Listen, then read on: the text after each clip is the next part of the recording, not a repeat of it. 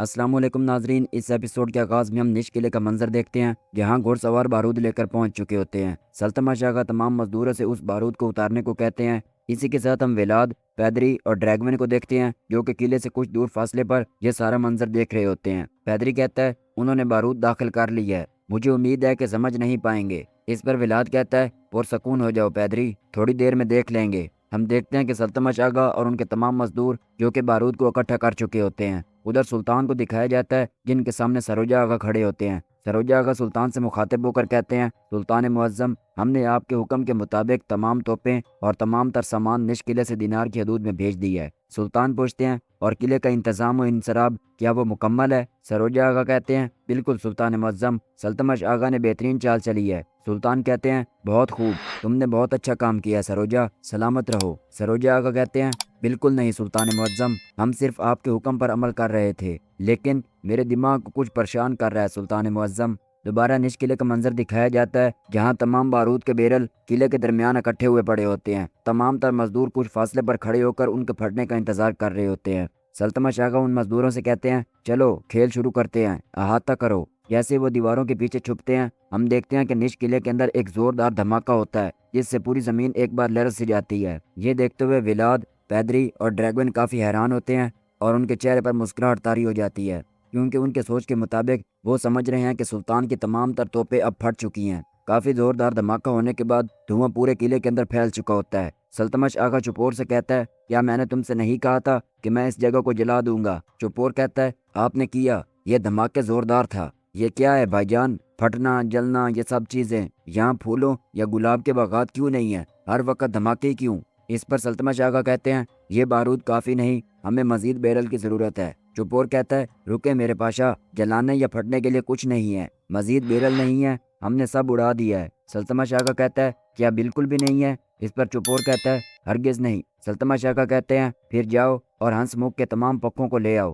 ہمیں مزید دھوئیں کی ضرورت ہے۔ ادھر سلطان سروجہ آغا سے کہتے ہیں ہم ولاد کے ساتھ پلے بڑھے، مدرسے میں تعلیم کے وقت ہم ساتھ رہتے تھے، خاص طور پر شطرنج کھیلتے وقت۔ یہ کہتے ساتھ سلطان شطرنج کی جانب دیکھتے ہیں اور اس کے بعد خیال دکھایا جاتا ہے کہ سلطان محمد اور ولاد جو آمنے سامنے بیٹھ کر شطرنج کھیل رہے ہوتے ہیں۔ سلطان جیسے شطرنج کی ایک چال چلتے ہیں ولاد کو معلوم ہو جاتا ہے کہ اس کے پاس اب مزید چال چلنے کو کچھ نہیں بچا۔ سلطان مسکراتے ہوئے سروجہ آغا سے کہتے ہیں جس طرح وہ میرے اقدامات کو جان کر تدابیر اختیار کرتا تھا میں اس کے اقدامات کو جانتا ہوں۔ مسئلہ اپنے دشمن کے اقدامات جان کر جوابی اقدامات کرنے کی بات نہیں، بلکہ اصل مسئلہ اس کے لیے کوئی اور راستہ نہیں چھوڑنا ہے۔ اسی کے ساتھ ہم دیکھتے ہیں کہ ولاد اپنے ہی ہاتھوں سے بادشاہ کو گرا دیتا ہے۔ سلطان سروجہ پاشا سے کہتے ہیں وہ توپیں جن کو ہم نے دیرینہ حدود تک پہنچایا، میرے اگلے حکم تک انہیں دفع نہیں رہنے دینا، دشمن یہ سوچیں گے کہ ہم جنگ میں اپنی توپوں کے بغیر نکلیں گے۔ سروجہ پاشا کہتے ہیں حکم اور فرمان ہمارے طاقتور سلطان معظم کا۔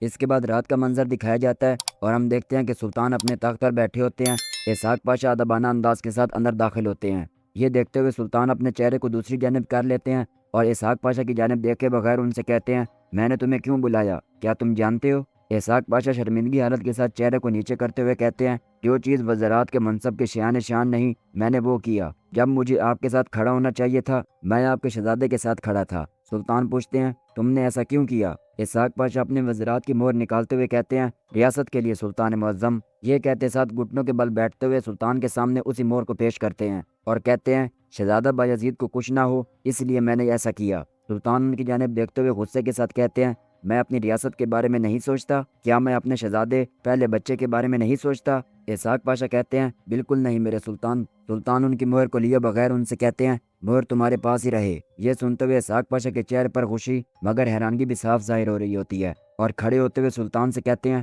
میرے سلطان۔ اس پر سلطان کہتے ہیں اس لیے نہیں کہ مجھے تم پر یقین ہے کہ تم اپنے وزرات اعظم کے منصب کے مطابق عمل کرو گے، بلکہ شاہی فوج کے اندر کسی قسم کا انتشار پیدا نہ ہو اس لیے ایسا کیا۔ وزیر اعظم ہونے کے ناطے تم اپنی نئی ذمہ داری کے لیے جاؤ گے۔ یہ سنتے ہوئے اسحاق پاشا فخر کے ساتھ کہتے ہیں حکم کریں سلطان معظم۔ سلطان کہتے ہیں اپنے ساتھ کراسی سپاہیوں کو لے کر دینار کی حدود میں موجود بوسنیا قلعے پر حملہ کرو گے۔ قلعے پر قبضہ ہوگا جب لشکر مہم کے لیے پیش قدمی کرے گا، ہمارے راستے میں مزید رکاوٹیں نہیں آئیں گی۔ یہ سنتے ہوئے اسحاق پاشا کافی حیرانگی کے ساتھ کہتے ہیں میرے سلطان، یہ بوسنیا کا سب سے طاقتور قلعہ ہے، میں ایک محدود دستے کے ساتھ یہ کیسے؟ اسی کے ساتھ وہ سمجھ جاتے ہیں اور مسکراتے ہوئے سلطان سے کہتے ہیں، یقیناً یہ شہادت کی ذمہ داری ہے میرے سلطان، میری وزارت عظمت کا منصب آپ نہیں بلکہ شہادت لے گی۔ اور یہ کہتے ساتھ اللہ کا شکر بھی ادا کرتے ہیں۔ اسحاق پاشا مزید کہتے ہیں، ریاست عالیہ کی خدمت کے لیے جینے والا ہر شخص کیا ایسا نہیں چاہے گا؟ سلطان اپنے لباس کا بوسط دلوانے کے لیے غصے کے ساتھ اپنے لباس کو آگے کرتے ہیں۔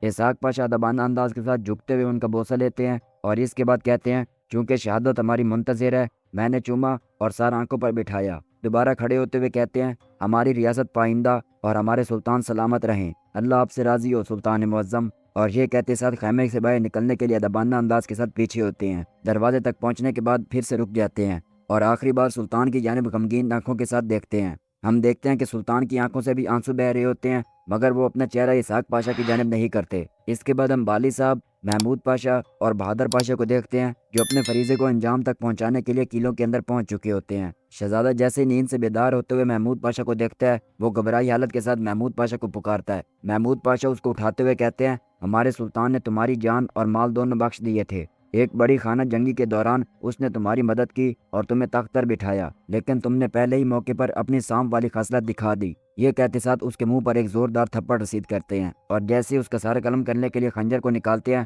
شہزادہ محمود پاشا سے کہتا ہے، مونٹی نیگرو کا شہزادہ ایوان اور کروشیا کا شہزادہ نکولس انہوں نے قبول کر لیا تھا، اس لیے مجبوراً مجھے بھی قبول کرنا پڑا۔ اگر تم چاہو تو میں ایک خط لکھ دوں اور ان دونوں کو یہاں بلوا لوں، پھر ہم تینوں کو سلطان کے پاس لے جانا۔ یہ سنتے ہوئے محمود پاشا مسکرانے لگ جاتے ہیں اور اسی کے ساتھ ہم بالی صاحب کو دیکھتے ہیں، جو ایک شہزادے کا سر قلم کاٹ چکے ہوتے ہیں اور اس کے بعد مصطفیٰ سے مخاطب ہو کر کہتے ہیں، مصطفیٰ اس کا سر بوری میں ڈالو، ہم اسے اپنے خاقان کے پاس لے جائیں گے۔ اسی کے ساتھ بہادر پاشا کو بھی دکھایا جاتا ہے، جو دوسرے شہزادے کا سر اس کے تن سے جدا کر دیتے ہیں۔ ہم دیکھتے ہیں کہ محمود پاشا بھی اس شہزادے کو پکڑے کھڑے ہوتے ہیں اور اس کے گردن پر خنجر رکھتے ہوئے اس سے کہتے ہیں، غداری کو معاف نہیں کرتے، کیونکہ جو ایک بار غداری کرے وہ ہر بار غداری کرتا ہے، اس لیے میرا فیصلہ واضح ہے۔ اور یہ کہتے ساتھ اس کا سر بھی قلم کر دیتے ہیں۔ اگلے منظر میں ہم شہزادے بایزید اور علی صاحب کو دیکھتے ہیں، جو کہ ماتیاس کے قلعے پہنچ چکے ہوتے ہیں۔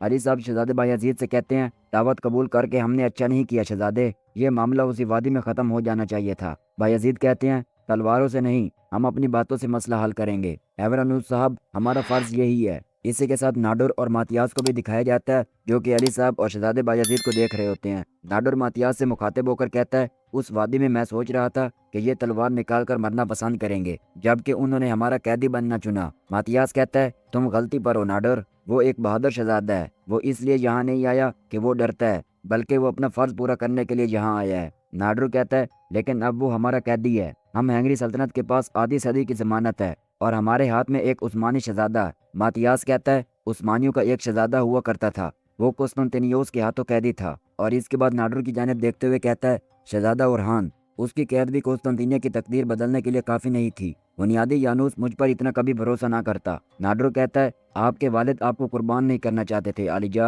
بس یہی بات ہے۔ ماتیاس کہتا ہے، محمد نے بایزید کو جان بوجھ کر بھیجا ہے، اگر ہم اسے قیدی بنا لیں تو وہ خود یہاں حملہ کر سکے گا۔ اس کے بعد ہم جنگی دیوان کا منظر دیکھتے ہیں، جہاں تمام ینیچیری سپاہی اور پاشا حضرات سلطان کے خیمے کے باہر جنگی لباس پہنے کھڑے ہوتے ہیں۔ درگمان جیسے سلطان کی آمد کا اعلان کرتا ہے، اس کے بعد محمود پاشا، بہادر پاشا اور علی صاحب کو دکھایا جاتا ہے، جو ان تینوں شہزادوں کا سر بوری میں ڈالے ہوئے وہاں پر پہنچ چکے ہوتے ہیں اور عبرتناک نشانہ بنانے کے لیے ان تینوں شہزادوں کا سر اس بوری سے نکالتے ہیں۔ سلطان تمام لوگوں سے مخاطب ہو کر کہتے ہیں، اے لشکر ہمایوں، اے غازیوں، اے سرداروں، البانیہ کا شہزادہ لیکا، کروشیا کا شہزادہ نکولس اور مونٹی نیگرو کا شہزادہ ایوان، ان تینوں شہزادوں نے ہمارے ساتھ عہد کیا، ہمارا حکم مان کر ہمارے پرچم تلے آئے، لیکن پہلے ہی موقع پر دشمن کے ساتھ مل کر سانپوں والی خصلت دکھائی۔ انہوں نے سوچا کہ ہم نہیں دیکھیں گے، انہوں نے یہ بھی سوچا کہ ہم نہیں جانیں گے۔ وہ نہیں جانتے کہ عثمانی غداری کے خلاف صبر کے ساتھ پیش قدمی کرتے ہیں اور صبر کے اختتام پر ایک تیز دھار تلوار کی طرح ان کے سروں پر گرتے ہیں۔ ساری دنیا جان لے